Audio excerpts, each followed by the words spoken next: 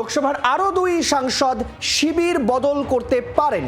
মমতা তৃণমূলের 2 সাংসদ এনসিপিআইতে যেতে পারেন। এনসিপিআইয়ের এক নেত্রীর সঙ্গে দীর্ঘ আলোচনা হয়েছে। বিজেপির এক শীর্ষ নেতার সঙ্গেও তাদের বহুবার যোগাযোগ হয়েছে, এমনটাই সূত্রের খবর। এক সাংসদকে কালীঘাট শিবির নানা কর্মসূচিতে ভোট পরবর্তী সময়ে দেখা গিয়েছে। 2 সাংসদ কালীঘাট শিবিরের সঙ্গে যোগাযোগ করছেন, আগেই দাবি সৌগতর।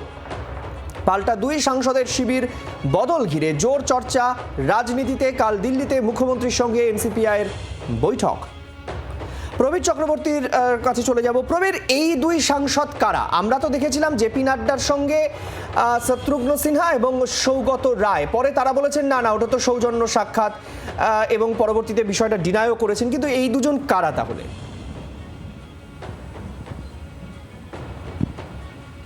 দেখো, রাজনীতিতে দেখা গেছে যে বহু বছর ধরেই এই সৌজন্য সাক্ষাতের পেছনেই কিন্তু একটা কথাবার্তা চলতে থাকে। আমরা বহু সময় দেখেছি, কখনো যখন 2021-এ যখন দেখেছি তৃণমূল ছেড়ে বিজেপিতে যাচ্ছে, আবার পরবর্তীকালে বিজেপি থেকে তৃণমূলে আসছে, সবার মুখেই কিন্তু এই শব্দটা ব্যবহার হয়, সৌজন্য। এটা সৌজন্য ছিল, রাজনৈতিক সৌজন্য। ফলে সৌগতরা, শত্রুঘ্ন সিনহারা সে কথা বলেছে।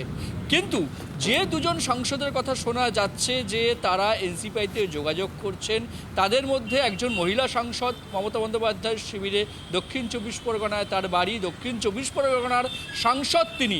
পাশাপাশি আরেকজন সাংসদ, বর্ষিয়ান সাংসদ বলা যায়, তিনি দক্ষিণ কলকাতায় তার বাড়ি। তিনি কলকাতার সাংসদ নন, আশেপাশে কলকাতা সংলগ্ন যে জেলা তার সাংসদ। এই 2 জন সাংসদ তারা কিন্তু এনসিপিআইতে যেতে চাইছেন বলে একটা জল্পনা। এনসিপিআই নেতৃত্ব তারা দাবি করছেন যে বেশ কিছু শর্ত তারা রেখেছেন এই 2 সাংসদ, সেই শর্ত পূরণ হলে তবেই তারা যাবেন। এখন দেখার বিষয় সেই শর্ত পূরণ হয় কিনা, তারা যান কিনা। কিন্তু একথা পরিষ্কার যে মমতা বন্দ্যোপাধ্যায় শিবিরের 2 জন সাংসদ তারা এনসিপিআইতে যাওয়ার ইচ্ছা প্রকাশ করেছেন। ফলে তারা যদি তাদের শর্ত পূরণ হয়, তারা যদি চলে যান, তাহলে মমতা বন্দ্যোপাধ্যায়ের শিবিরের সাংসদ সংখ্যা কিন্তু আরও কমতে চলেছে বলেই মনে করছে রাজনৈতিক মহল। বাংলার আওয়াজ, বাঙালির আবেগ, জি 24 ঘন্টা।